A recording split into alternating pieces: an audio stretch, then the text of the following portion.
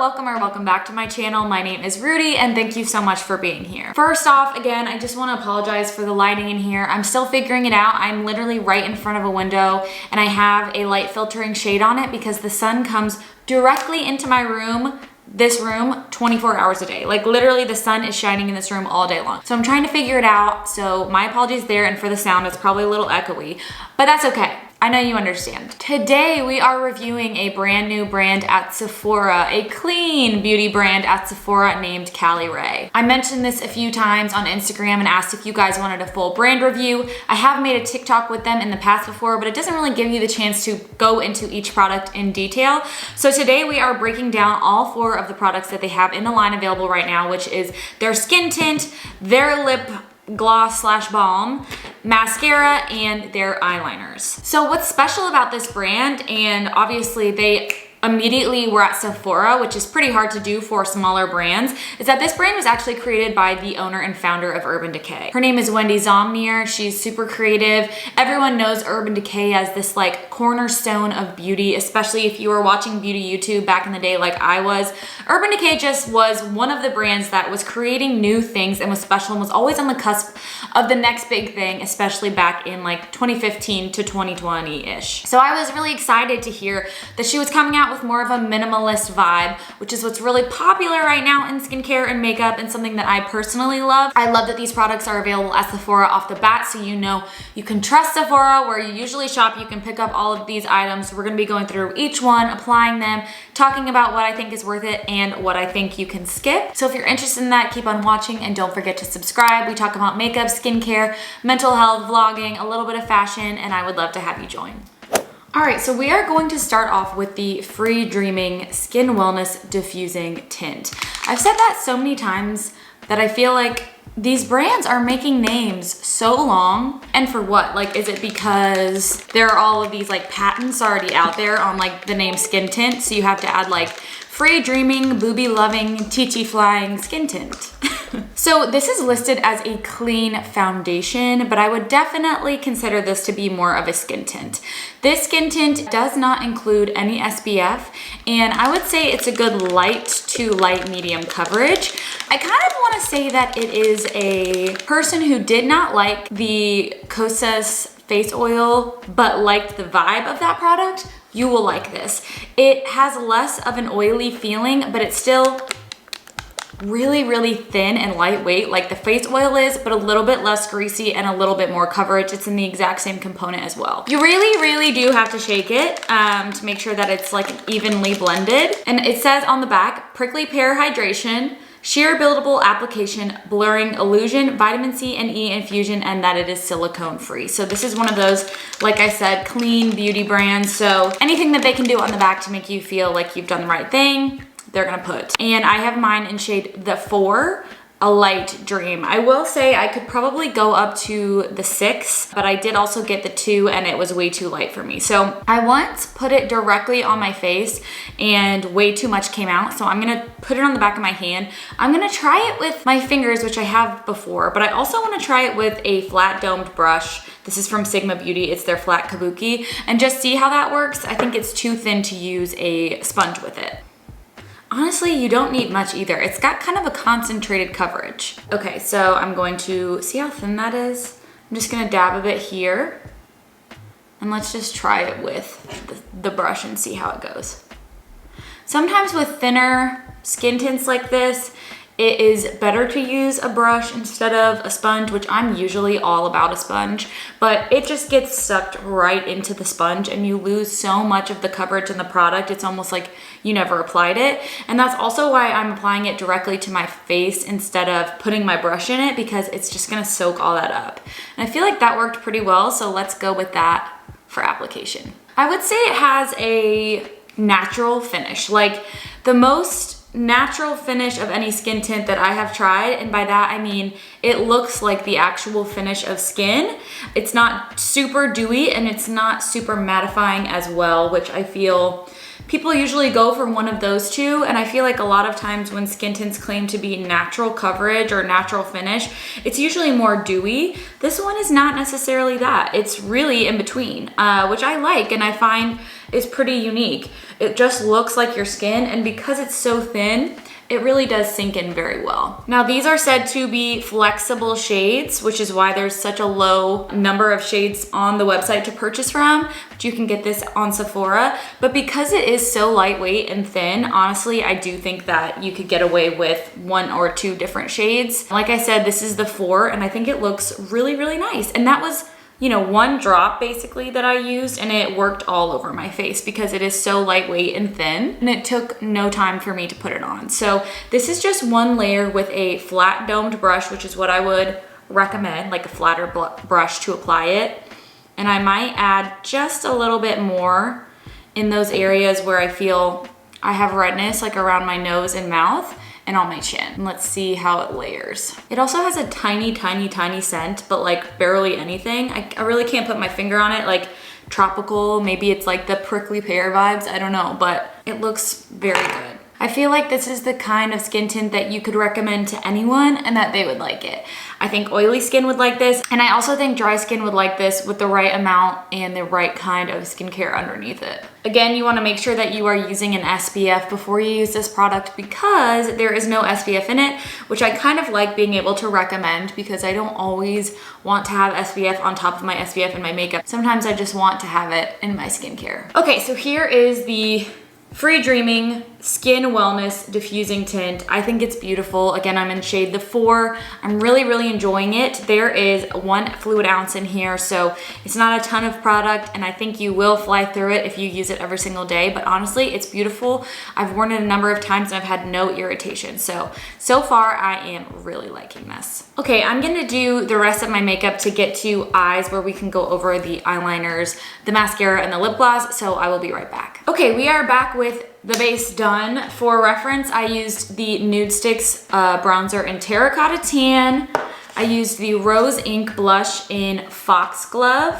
So both cream products, and then I used the Merit highlighter in Bounce because Caliray does not have any of those, and I need to do a full face of makeup today. So again, this is all cream products on top of the Free Loving, Free Titties, Free Skin Tinty Tint. So I will say, I think that the things that they dropped in this first collection were very good. Like, I liked the choices. The only one that didn't make a ton of sense to me for their first drop were these eyeliners, because I think right now eyeliner is very much give and take. Like, not everyone is wearing eyeliner. It's not necessary. And I think that, you know, with the rest of them being mascara, a lip product, and a skin tint, these are kind of like essential products in a makeup routine, whereas eyeliner to me is not as much. I think I maybe would have picked a bronzer or a blush to go along with that in the first drop, but I get it. Like, some people are really into eyeliners and they're probably a little bit easier to manufacture. They released 3. I only have the 2 with me right now because I can't find the blue one, but I can put in a picture and a video of some of these swatches. But these are called the Surf Proof Easy Glider Eye Definer. And it comes in a black, a brown, and a blue. I've worn them all. I really, really like them. They are gel and they are also pencils. So they're kind of the best of both worlds in the sense that they don't just flake right off when you put them on because they don't have a super thin tip like a typical gel like push up liner does. They have that thicker pencil style top, but they also glide on the eyes kind of like a gel eyeliner does and allows for room for smudging, unlike a kohl eyeliner that's kind of like harsh and sticks to the skin right away. I'm going to use the brown shade in Secret Spot today. Some of the claims on this are waterproof, long wearing eye pencil. Okay, that's gonna go ahead and be the whole thing. But that, I mean, long wearing, absolutely. Waterproof, I don't know. I haven't been in the water with them, but you know, a lot of these, a lot of the marketing for this brand is like the surfer girl, so that makes sense to me. I have worn this for multiple hours and it looks great. So I'm going to use this as a smudged out wing that looks super natural, and I've really enjoyed using it, so I'm gonna zoom in and show you. Okay, so the first thing I'm gonna do is just really drag it along the entire lash line, and you can be really messy with this. And I will say that this is a nice, almost cool toned brown that smudges really well. So that's the first thing I'm gonna do. And then I'm gonna take it and wing it out and then smudge it with a brush. Again, it's super messy, but that's okay because we're just going to take a brush and smudge it out. This is a new brush from Japanesque. It's their detailer brush. It's the only one I have with me right here, but it will do the job. I kind of like this messier look on the lids, and when you are bringing that wing out and down, because it almost just looks like you used a powder shadow. And it's not one of those products that you have to blend out within 5 seconds or else it's gonna dry. You have some time to play with it, to make the shape you wanna make. It's really easy and malleable to move around, which I really like. And then you can see I just have this little wing shape there that goes out to my eyebrow, and it's smudged out along the lash line. So again, it was really quick and easy to do. I really like the shade of this brown, and I'm gonna do it on the other eye. You know, they're not twins, but they're sisters, and that's okay because when they're really messy like this and kind of like smudged out, once you put mascara on, nobody can tell, and it's just adding a little bit of darkness to the eyes without going overboard. Takes a few minutes, and you don't have to play with any eyeshadows, which is kind of nice. Do I think you absolutely need these? No, I think you can probably find a good similar style product at the drugstore, especially when it comes to eyeliners. I know people are very particular about eyeliners, but to be honest, these are good. I like them. I'm glad I have them, but they're nothing extraordinary. They're nothing absolutely special. So if you're looking to just buy a few things from this brand, we'll go over at the end what I would recommend, but I like them. I'm not really an eyeliner person, so I can't say like, oh my God, these are my number one, because I honestly just don't wear eyeliner very often, but smudged out like this, I think they're really nice. Okay, so the next product was their first release, and it was actually something I got in PR a couple months ago before the brand actually dropped at Sephora, and this is their Hell or High Water mascara. So you guys know that I am addicted to tubing mascaras. They are something that I have just been using for the past year, and I have really had a hard time using any other kind of mascara because this lasts all day. This one, but in particular tubing mascaras, last all day. They keep a curl, they don't smudge to the lower lash line, you don't have to wear a powder, and they come off super easily in water. So if it were me, I would make every mascara a tubing mascara. It's so easy. So when I saw that this was a tubing mascara, not only that, but it's a tubing mascara with natural bristles, I was floored. I was so excited. I really like a long skinny wand like this to get in there and get in the corners of your eyelashes. I love a natural bristle to help with volumizing, and I love a tubing formula. So this is kind of the triple threat for me. Is this my favorite tubing mascara? No, it's not, but is it one that I reach for all the time and think it's worth the money? Yes. I'm kind of surprised that they didn't come out with a waterproof mascara, considering their whole thing is like surfer girl, and if a surfer girl went into the water with this on, all of the tubes would come off and she would be left tubeless and mascara-less. But I really like this wand. I think it does a beautiful job of volumizing and giving that really fluffy lash look, which is my favorite. I love a thinner wand. I just find that it really gets in there and keeps you from getting smudges all over your face, which is a huge problem I have with mascaras. I always have it all over my face, it feels like. But this one is just gorgeous. I will say it's one of the harder tubing mascaras to actually remove. You do need the water to be pretty warm when you remove these, whereas some other tubing mascaras that I've tried will come off in any water. It doesn't necessarily have to be warm. This one, it needs to be warm, but it will come off. It just takes a little bit of time in the water. This is also listed as a zero smudge volumizing and curling mascara. I would agree. I think that this is their best product. I really, really like it, and I like that it was part of their first drop. You know, coming out with a tubing mascara to me says, okay, we're innovative. We know we have our finger on the pulse of what people want. And I just love it. I'm really impressed by this brand, but I really am the most impressed by this mascara. I just wish brands would say this is a tubing mascara and tell people what that means, because I feel like a lot of people have tubing mascaras in their makeup collection and they don't even know it, because the brands aren't like, hey, this is a tubing mascara and this is how you use it. They're just like, this mascara won't smudge. And you're like, okay, well, what does that mean? Like, I end up having to do a lot of research on which ones are tubing and which ones are not, because these brands are not like being honest about it. It's so weird. I don't know if they are trying not to say tubing, but they should, because it would just be a lot easier for all of us. And here's the final look with that mascara. I really love it. It's super wispy and black. I usually don't put mascara on my lower lashes, so I'm not going to today. It will not budge. It will last all day and all night. I'm going to get drinks tonight with some friends and it will still be on. So it's one of those mascaras that you can rely on, but again, it says it is not waterproof, so just keep that in mind. In fact, water is the one thing that is going to take it off. So love it. I think it's totally worth it. Okay, let's talk about the last product in the Caliray line that is available right now, and that is the Glaze and Infused Plumping Glassy Lip Trip. Again, the names.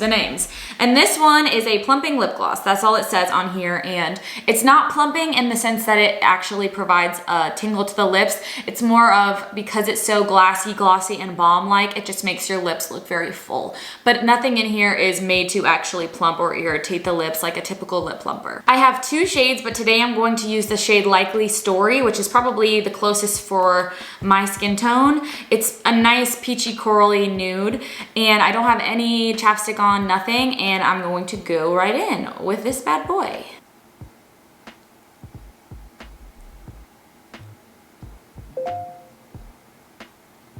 It has that same sort of prickly pear smell and scent that the skin tint does, just like a very light bit of it, not a ton. It feels incredibly soft and smooth on the lips, but not sticky at all. I would say it feels more like a hybrid of a balm and an oil than it does a lip gloss, even though it's in sort of a tube that you would consistently see a lip gloss formula in. It is not sticky whatsoever, which I absolutely love. I really like this. I'm glad that I have it. I don't know that I would repurchase it only because I have so many other lip products to go through.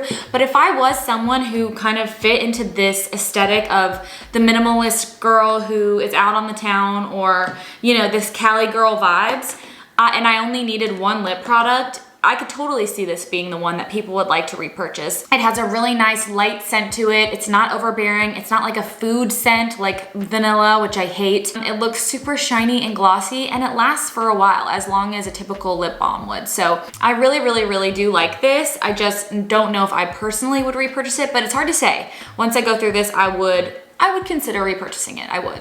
So let's talk about an overview of all 4 products. If I had to tell you which products I think you should absolutely pick up from this video, it would be the skin tint and the mascara. These are gorgeous. I think they would work for a ton of people, especially the mascara. The skin tint has a beautiful natural finish that I think everybody would enjoy. Truly natural, not too dewy, not too matte, sits on the skin beautifully, and really moves with your face.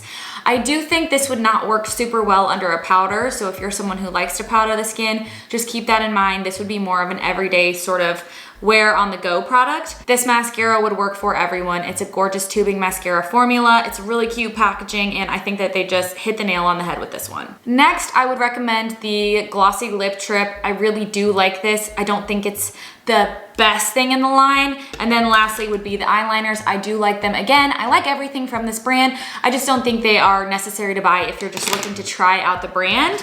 Maybe go for these 3 to start, or one of these 2 products. Test it out, see how you like it, and go from there. I'm really excited to see what this brand comes out with next, because I really like the minimalist look that they are giving. I like that they also have options to go a little bit colorful with their eyeliners. I would love to see like a bronzer or a blush or even a highlighter from them next. Maybe a brow product for like nice fluffy brows on the go. I don't know, but obviously we know that the owner, Wendy, who created Urban Decay, she's super creative and she knows how to create a successful brand. So I imagine a lot of good will come from this brand in the future, and I will definitely continue to review. So let me know down below if you have any questions on these products or the brand as a whole. If you have any other brands that you'd like me to review, and I will see you guys in the next video really soon.